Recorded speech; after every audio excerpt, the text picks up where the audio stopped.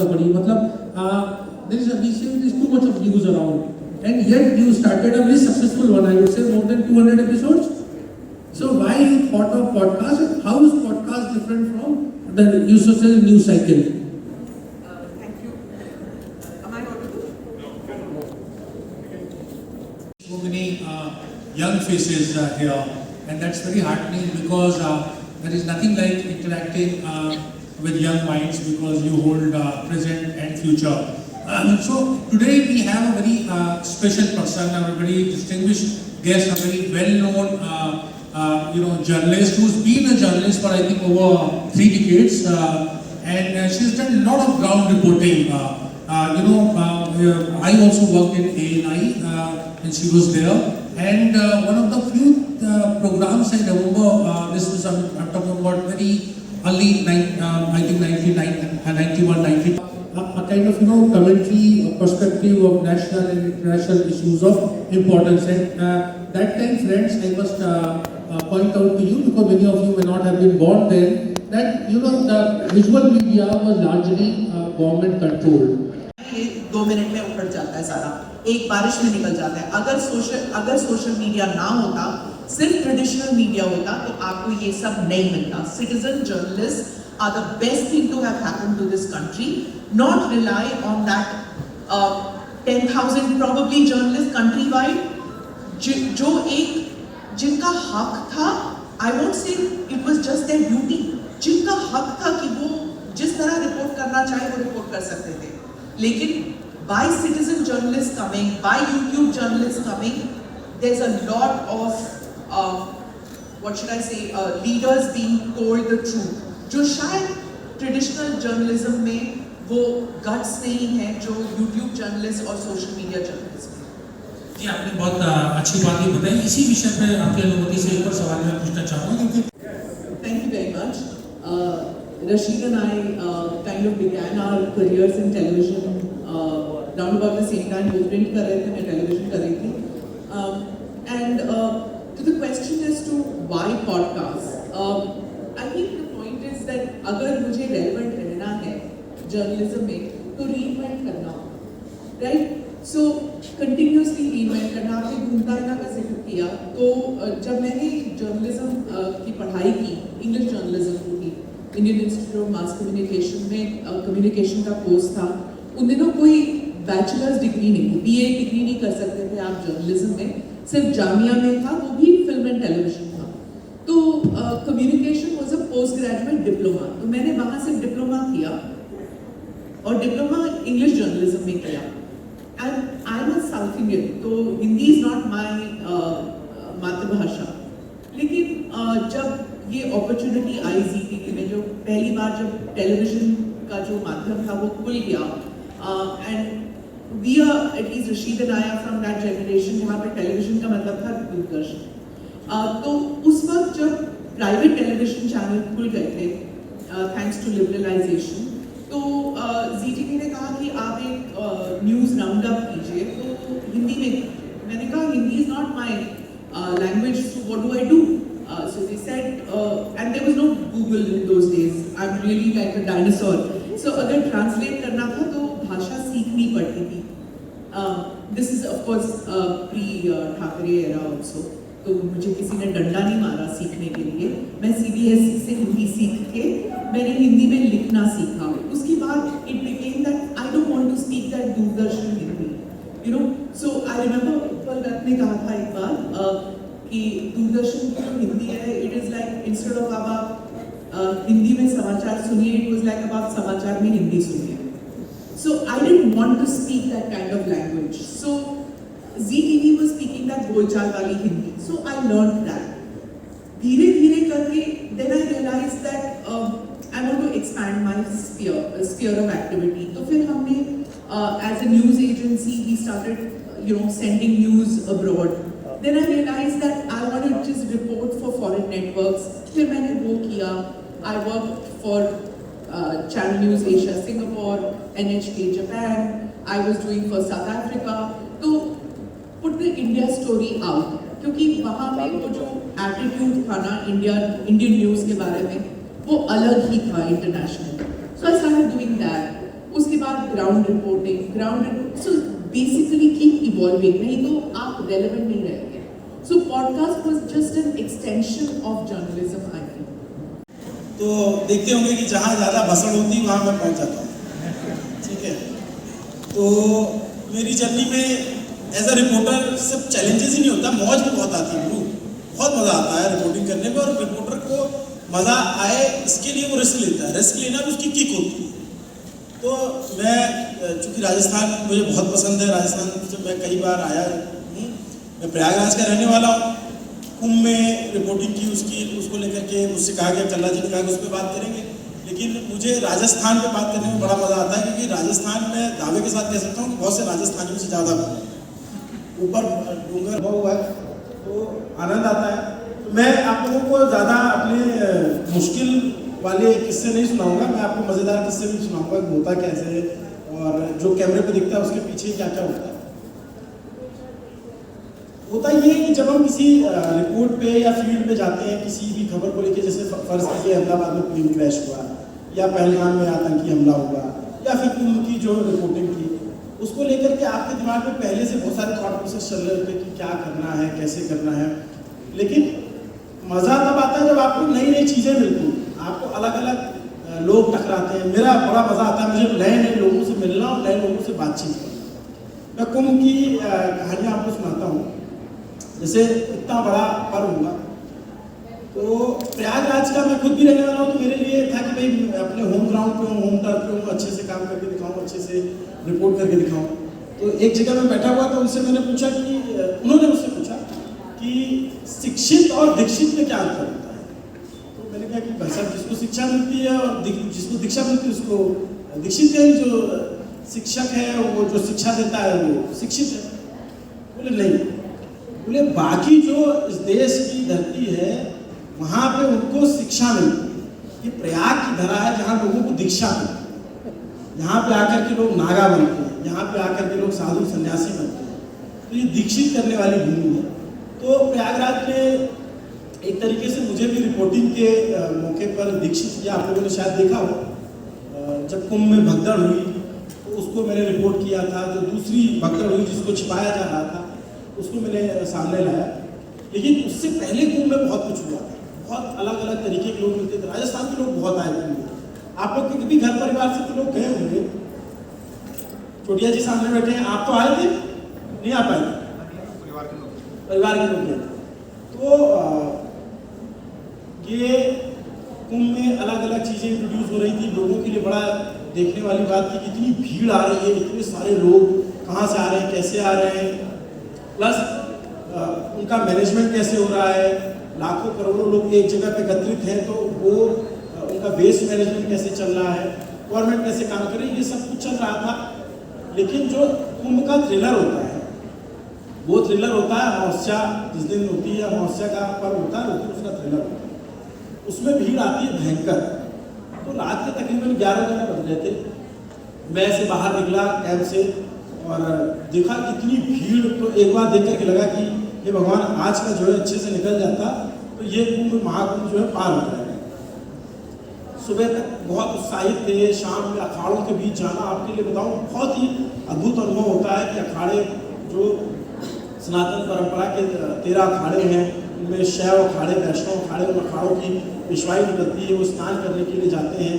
तो उसका बड़ा एक रिचुअल होता है. बहुत अच्छे से वो उसकी तैयारी करते हैं. ड्रम बजते हैं, ढोल नगाड़े शंख.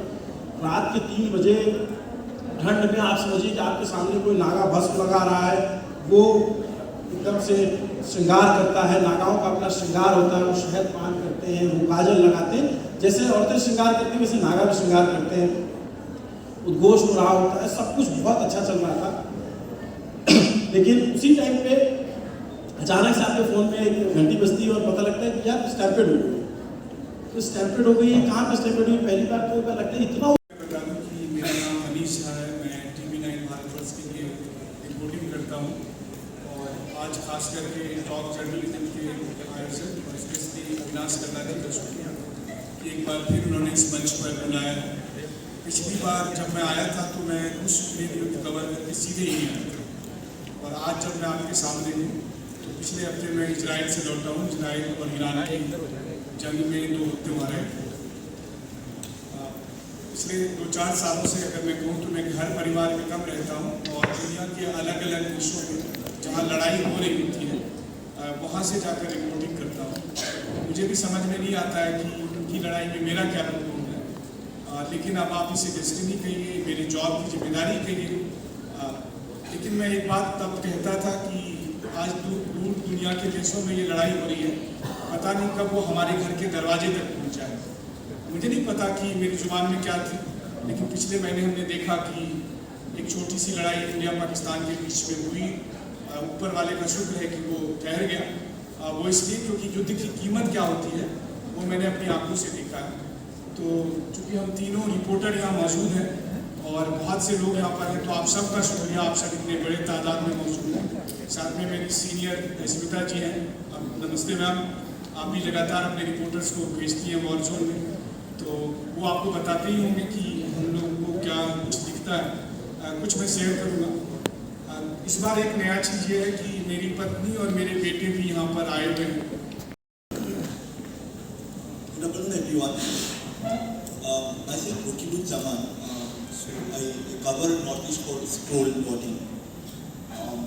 It is a privilege to be here speaking in front of top editors and journalists of the country. For me, it's also a personal feat. Before speaking about my experiences, and I would like to tell about myself and my background. I feel it is necessary to tell my identity and from where I belong. This community is also called Bengali Origin Muslims. Over the past 6 or 7 decades, this community people has gone through a lot. You all know about NRC.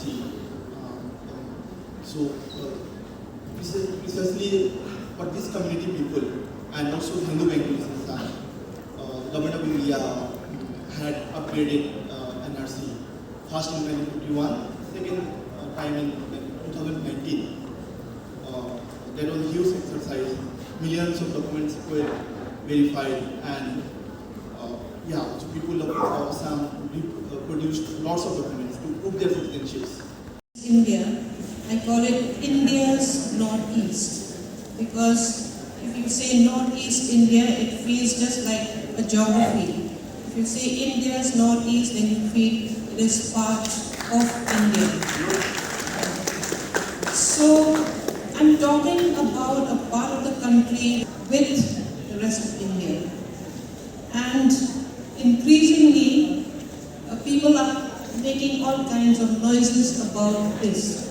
Currently, we know that Bangladesh is in turmoil, Myanmar is in turmoil, and we have what is known as the Act East policy, articulated by Mr. Narasimha Rao, because he wanted the Northeast to have its economy, sort of facing Southeast Asia.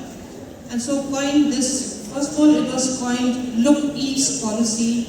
Then when Mr. Modi came, he called it Act East policy. But we have not acted at all, because we cannot act.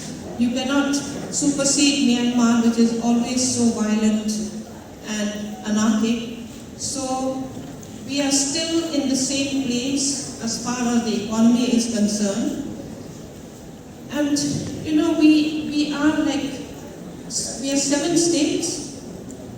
I don't know if people know the names of all the 7 states. I've not even asked the name of the capitals. दूसरी बात है reporting की थी, जैसा अभिनव ने आपको बताया, बैठे बैठे उन्होंने सीनियर बनाने की कोशिश की, लेकिन पिछले 4 साल से मैं अपना जन्मदिन या अपनी शादी की सालगिरह सबके पीछे नहीं। हमें तथ्यात्मक रूप से बहुत सही होना होता है और हर फैक्ट को चेक करना होता है।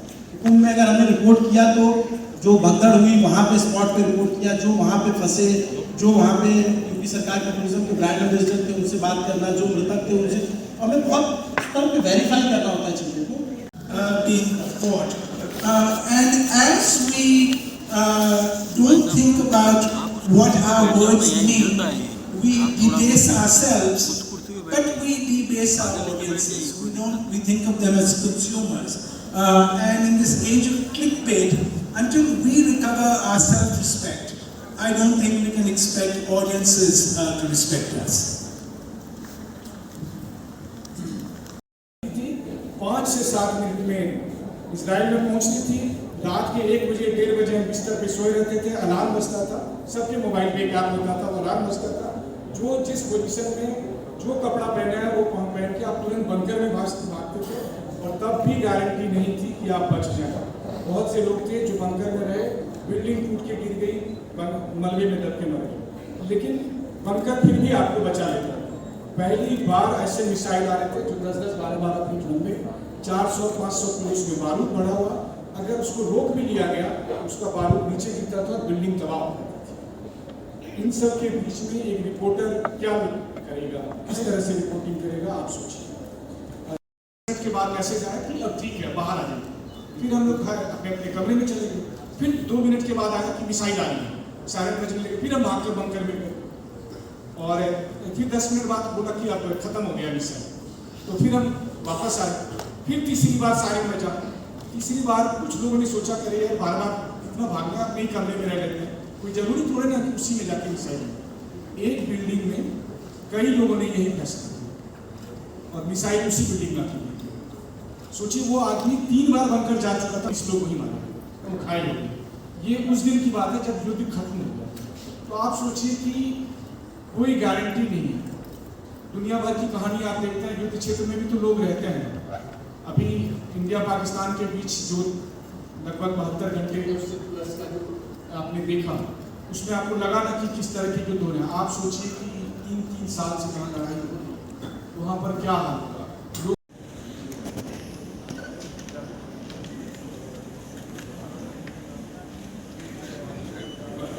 May I request, I apologize, but if you can just have a conversation with them right after end of this and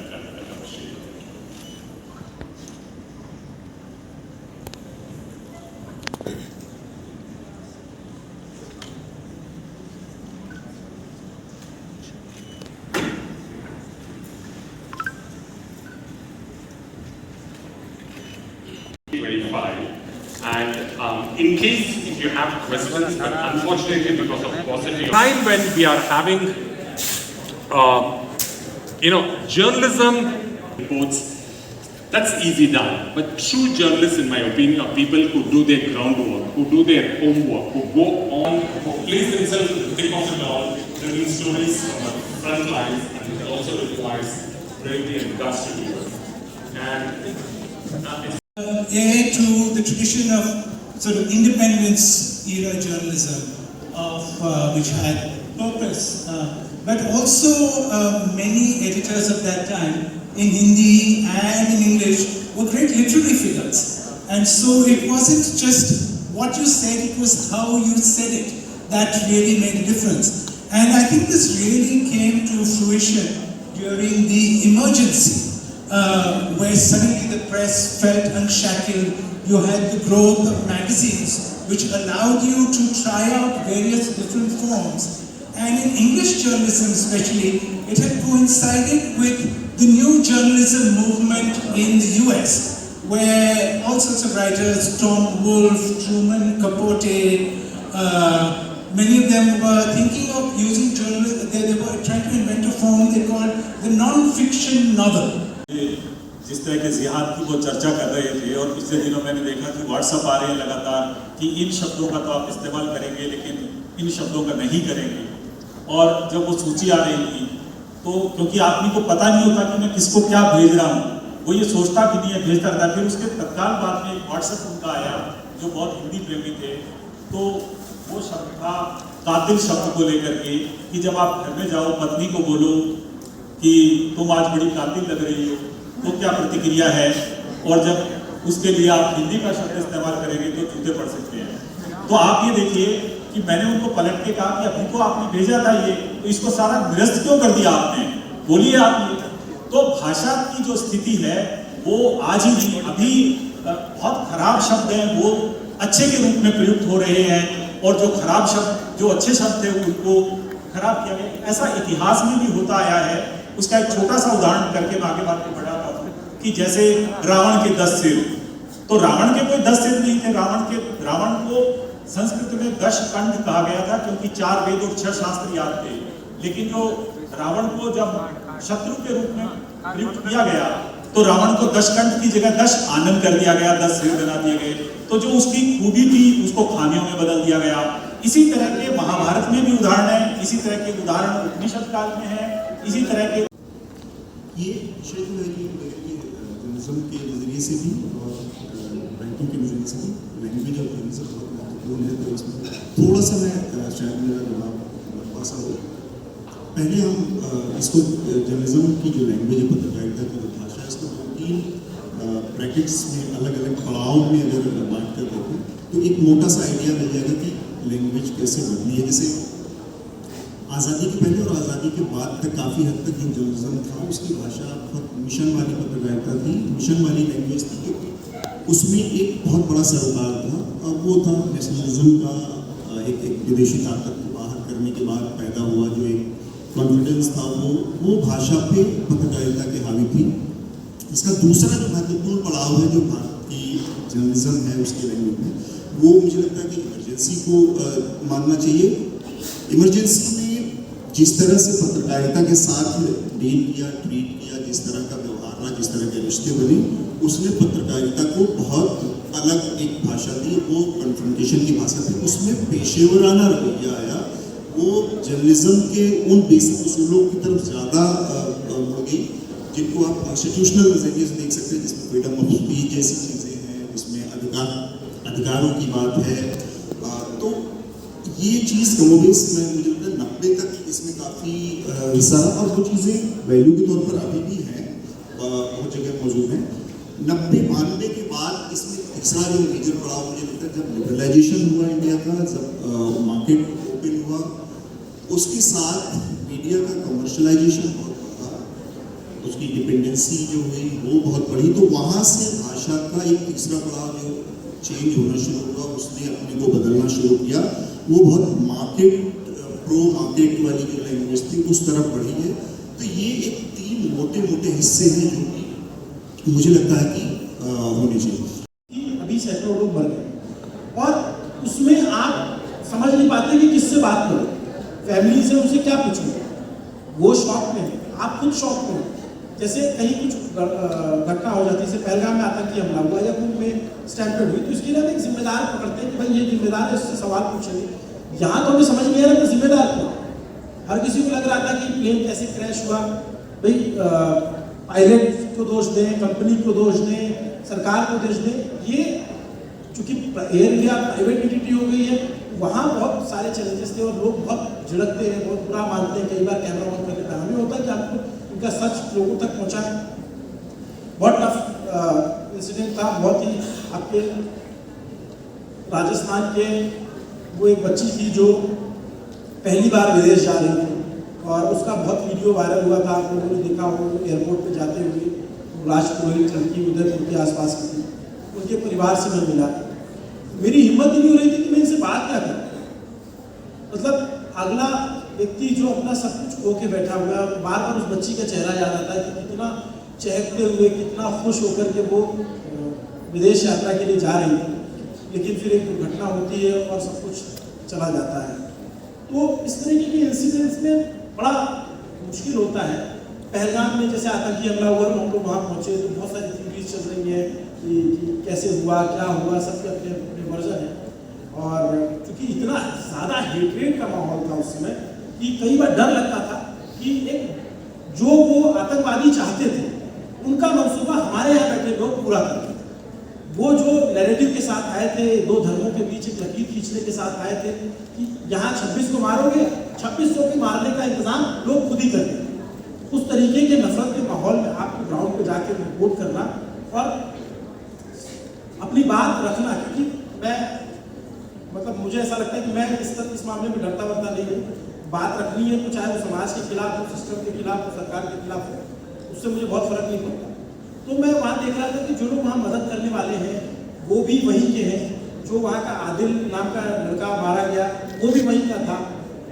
लेकिन एक जो बाइनरी क्रिएट कर दी गई थी उसको कैसे बांटा जाए, उसको कैसे समझा जाए, आखिरकार सरकार भी वही काम कर रही है।